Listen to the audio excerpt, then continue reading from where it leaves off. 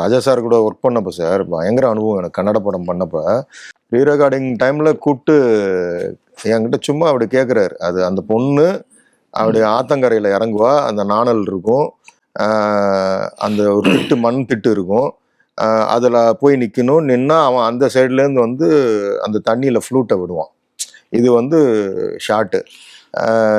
என்ன பண்ணலாம் அப்படின்றாரு. எப்படி இருக்கும் நமக்கு? சார் என்ன சார் நீங்கள் இல்லை இப்போ இந்த இடத்துல என்ன பண்ணலாம் அப்படின்றாரு. இப்போ நம்ம கற்றுக்குறோம் அந்த இடத்துல லேர்னிங் ப்ராசஸ். நான் சொல்கிறேன்ல சார், இங்கேருந்து அப்படியே ஒரு மைல்டாக அதெல்லாம் வேண்டாம், இங்கே நாணல் இருக்கா, அந்த சத்தம் இருக்கா, அந்த விண்டு அந்த சவுண்ட் இருக்கும், விட்டுரு. அவன் கால் போகிறாளா, தண்ணி சலசலப்பு இருக்கா, விட்டுரு. Right sir. எங்கே அப்புறம் மியூசிக் எங்கே வருது? அப்போ எஃபெக்ட்ஸாகவே அதை லீட் பண்ணிட்டு போகிறாரு இந்த சீனை. அவன் அந்த ஃப்ளூட்டை அங்கே தண்ணியில் விடுறானா, ஆமாம் சார், அது மிதந்து வருதா, விட்டுரு. அப்புறம் என்ன மியூசிக்னு அவன் எடுக்கிறா பத்தியா, அங்கே ஆரம்பிப்போயா அப்படின்னாரு. ஸோ இதுக்குள்ள ஒரு ஸ்க்ரீன் பிளே இருக்கு, ஒரு சீனுக்குள்ள. அது எப்படி இப்படி மியூசிக் டைரக்டர் ஒர்க் பண்றாங்களோ எடிட்டர் அப்படி ஒர்க் பண்ணுவாங்க. அந்த மூவியால ஓடிட்டு இருக்கோம். அப்ப அந்த பழைய எடிட்டர்ஸ்லாம் என்ன பண்ணுவாங்க, மூவியால ஓடிட்டு இருக்கும்போது ஒரு க்ளோஸ் அப் சொன்ன 1 2 3 4 கட் அப்படிம்பாங்க.